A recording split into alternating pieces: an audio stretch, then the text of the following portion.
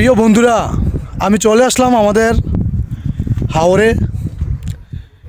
হাওরের মধ্যস্থানে আছি। এখানে দেখেন, এই যে এখন শীতকাল, বাঙ্গি রোপণ করা হয়েছে, বাঙ্গি চারা। এগুলো বড় হবে আর সুস্বাদু বাঙ্গি হবে, যেগুলো আমরা খাই। বাঙ্গি, তরমুজ এই হাওরে আমাদের চাষ হয়, এই চরে। তো আমরা প্রিয় বন্ধুরা দেখেন, আমাদের হাওরটা বিশাল বড় হাওর।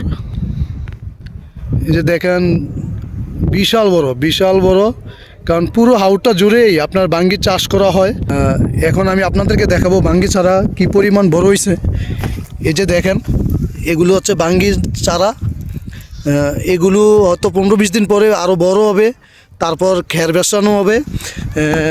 পুরো হাওর জুড়েই এই বাঙ্গি চাষ করা হয়।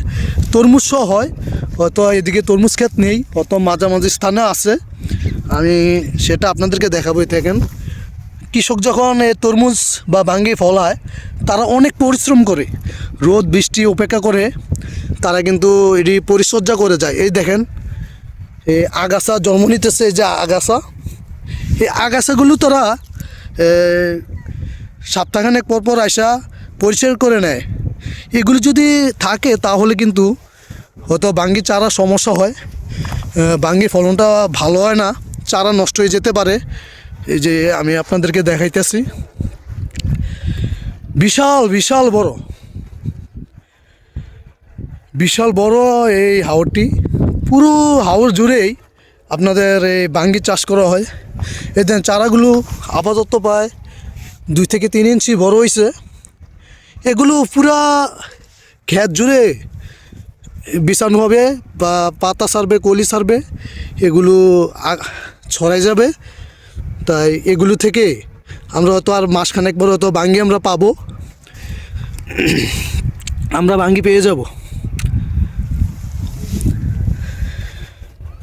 আসছি, এখন প্রায় সন্ধ্যা হয়ে যাচ্ছে।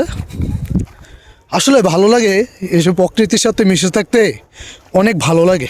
এই যে দেখেন, আপনাদেরকে দেখাইতেছি, এই যে দেখতেছেন এরিয়া জুড়ে যা দেখতেছেন আপনারা, সব পুরো এরিয়াতেই আপনার এই বাঙ্গি আর তরমুজ চাষ করা হয়। এই যে পুরো এরিয়া জুড়েই চাষ করা হয়। এই যে ওই দিকটা দেখতেছেন, ওই দিকটা তো বাঙ্গি চাষ করা হয়। এই যে পুরো এরিয়া খুব সুস্বাদু একটা ফল। আমরা প্রতি বছরেই এই আমাদের এই হাওরে নাওতলা মাদায়া এই চরের মধ্যেই চাষ করা হয়। আসলে চারাগুলো কিছুটা বড় হয়েছে। এই যে দেখেন, এগুলো হয়তো 15-20 দিন পরে আরও বড় হবে, কিন্তু প্রচণ্ড ঠান্ডা পড়তেছে, হয়তো সমস্যা হতে পারে। যদি একটু রোদ উঠতো তাহলে কিন্তু বাঙ্গি চারার জন্য ভালো হতো।